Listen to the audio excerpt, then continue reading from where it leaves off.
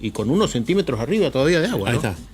Sí, impresionante. Bueno, Juan José Neif es especialista, estudia mucho el ambiente, ha hablado con nosotros en más de una oportunidad cuando analizábamos el fenómeno de la sequía que duró tanto tiempo, y ahora estamos con esto que, bueno, nos sorprende, que indican es extraordinario porque no se registra tanta cantidad de agua en poco tiempo, pero que uno queda con esa sensación de decir, esto se va a repetir. Es decir, cuando uno escucha que hay una alerta meteorológica, tiene que pensar que puede ser de esta dimensión o va a ser también extraordinario en cuanto a la posibilidad de repetición. Neif, ¿cómo le va? Buen día. Buen día, Cristina. ¿Cómo están ustedes? Quizás uno en estas cosas quiere tener la bola mágica, ¿no? Para poder anticiparse, que es lo que no pasó durante este temporal. ¿Qué nos puede decir? Y sí, es una situación completamente imprevisible. Uh-huh. O sea, cuando los pronósticos se dan, nos avisan que va a llover, y a lo sumo nos pueden decir que va a llover mucho. Ahora, ¿qué es mucho? Claro. Es muy difícil dimensionar, no tenemos herramientas hasta ahora para decir primero cuál va a ser la magnitud de un fenómeno y cuánto va a durar ese fenómeno, ¿no es cierto? Uh-huh. Entonces los pronósticos se hacen en forma aproximada y generalmente se generan las alertas, y esas alertas, se les pone distintos colores, pero por una cuestión más que nada de querer ayudar a la gente, pero no porque tenga alguna base científica, decir que con alerta amarilla va a ser menos grave que con alerta roja, porque hemos visto que esto se puede interpretar de distintas maneras, o incluso puede no ocurrir. Como señalaban ustedes en el comentario hace un ratito, esta alerta no fue dada como alerta roja por el servicio meteorológico hasta tanto ya estaba ocurriendo el fenómeno. Sí. ¿No es cierto? Sí. Entonces, y estamos hablando del principal organismo, el referente en cuestiones de clima en la Argentina, ¿no es cierto? Los pronósticos que dan del fenómeno del Niño, por ejemplo, los organismos como la NOAA en Estados Unidos o la Universidad de Columbia, se dan con un margen relativamente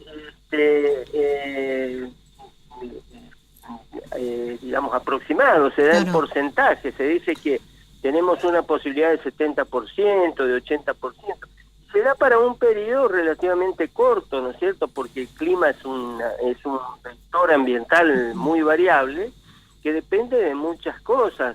Depende de la circulación atmosférica, pero también depende de procesos locales como el calentamiento que puede darse como polo de calor u otras cosas que generan estos problemas, ¿no es cierto?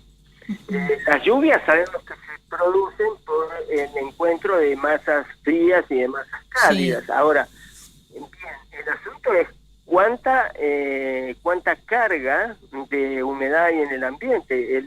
Ayer hablábamos con Orlando Jiménez del diario Época y sacábamos cuenta que llovieron 2 millones de metros cúbicos en un rato, ¿no es cierto? Cosa que no ocurre desde más o menos la década del 80. En 1986 llovieron 208 milímetros en Corrientes, pero en una jornada de un día. Esto fue en 5 horas. Claro. O sea, es un fenómeno extraordinario, imprevisible totalmente, y que supera la capacidad de solución que pueda tener un sistema de infraestructura para viabilizar estos flujos, ¿no es cierto? Neif, perdón, dijo ahí de que es imprevisible y nos está dando las explicaciones de por qué se puede, predecir o no lluvias de esta característica, pero en base a su conocimiento, ¿cree que situaciones como esta se pueden volver a repetir, una lluvia tan intensa como la de ayer en un plazo corto? Mira, si nosotros tenemos en cuenta que fenómenos de esta magnitud se dieron como estamos diciendo, en 1986 y hasta ahora no ha habido un fenómeno tan importante, yo creo que de esta magnitud no vamos a tener, o es poco probable que tengamos. Sí podemos tener lluvias importantes hasta el mes de abril. Nosotros sabemos que en el clima de Corrientes empiezan las lluvias en el mes de septiembre y terminan el periodo lluvioso intenso a fines de marzo o abril. Generalmente ocurre así. Ahora, en el 97-98, las lluvias no terminaron en abril y siguieron hasta julio en forma intensa y con volúmenes muy grandes. Y entonces tuvimos inundaciones muy importantes, ¿no es cierto? Es decir, es muy difícil sacarle la ficha al clima local, especialmente que estamos viendo que estamos teniendo un Niño muy diferente a los que hemos tenido en oportunidades anteriores. Es un Niño de muchos eventos locales. Fíjese que tuvimos una inundación importante en Bellavista, otra en Mercedes, otra en Santo Tomé, en Perugorría, y otra acá. A la par que está lloviendo mucho en el noroeste de Corrientes, en el sureste de Chaco y en la provincia de Formosa, está lloviendo muy poco en la zona de Santo Tomé, por ejemplo. O sea, en el otro extremo de la provincia. Y uno dice, bueno, pero estamos separados solamente por 300 o 350 kilómetros.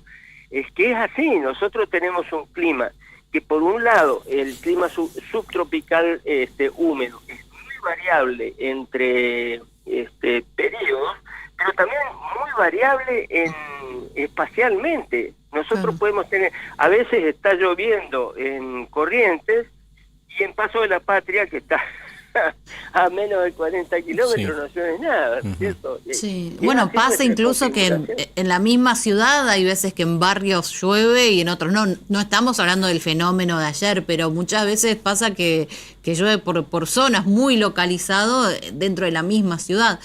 Pero sí, yo lo escuchaba a Marcelo, que decía el otro día, en el barrio de tanto está lloviendo, en el otro barrio... Y es que es así, no se puede decir, no se puede generalizar el dato. También es cierto que ahora con la comunicación que tenemos podemos casi contrastar inmediatamente dónde llueve y dónde no. Yo quizás hace unos años no me enteraba que pasaba en otro barrio de manera tan inmediata como para tener ese contraste. Exactamente, y es muy importante. Y bueno, habrá que tener paciencia. Habrá que tener paciencia y estimar la capacidad adaptativa y los cuidados. Ustedes habrán pasado por la costanera y habrán visto basura, vasos de gaseosas tirados en la calle. Todo eso también contribuye a que las vías de desagüe se taponen a veces y haya que los problemas sean mayores. O sea, hay que tener cierta cultura en sacar las bolsas de residuos al horario indicado, no sacarlas cuando hay fenómenos climáticos. Entonces, pero no estamos hechos nosotros. No estamos hechos, no estamos atentos. Por ejemplo, ayer no pasó el recolector de residuos y uno podría decir la mayoría no se enteró porque se informó a último momento, pero uno diría, en este contexto uno debería buscar la información para ver si hay una alerta, para si hay algún cambio, alguna notificación, y uno puede ver cómo la ciudad amaneció llena de bolsas, y no sé si en este contexto el justificativo es anunciaron a último momento, porque se está en situación de emergencia y uno sería el que debería ya anticipar que podría haber algún cambio en los servicios. Pero como dice usted, nos falta todavía cultura, lamentablemente a raíz de estos episodios que tienen ese costado tan caro, ¿no? Hay gente que no puede volver a su casa, que perdió mucho, así que, bueno, aprender de esto. Juan José, muchas gracias, muy amable, un abrazo. Gracias a ustedes, que anden bien. Bueno, siempre es fuente de consulta y esto pensaba, ¿no? No hubo servicio de recolección anoche. El domingo generalmente es un día de recolección nocturna en muchos barrios. Sí. Hoy se va a normalizar. Un montón de bolsas en las veredas de las casas. ¿Cuál es la justificación? Probablemente, y sí, avisaron tarde, era un día en el cual uno estaba pensando en otra cosa, no estaban por ahí los canales habituales de información. Yo decía, sí, es cierto, probablemente no te enteraste, pero no hay una cuota de responsabilidad de uno de buscar la información. Sentido común. Si vos tuviste un tormentón terrible durante la madrugada que superó ampliamente hasta inclusive el canasto de residuos, porque de 1 metro y pico en distintos lugares, sentido común dice, che, por la duda no vamos acá, pues si se larga otra vez la tormenta, Marcelo, bolsa... sacan la basura en días normales, cuando tienen toda la información, sacan cuando quieren y ponen donde quieren.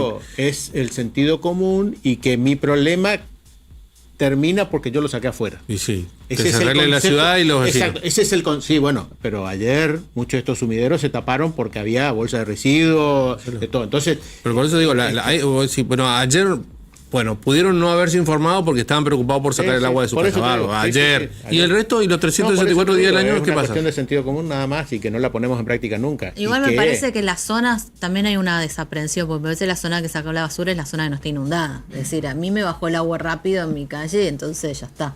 Sí, también. Sí, yo te puedo asegurar que la gente tiene... Hay unas imágenes de cómo están ahora todavía. ¿Tenés por ahí dónde es esto? Hay gente que todavía tiene el agua. Eso que estamos viendo es de ayer. Pero hay personas acá y barrios garage, con agua hoy. Acá hay un garage por calle 9 de Julio que todavía está tapado con agua. Yo no sé si hay auto o no hay auto adentro, pero tiene agua casi hasta la vereda.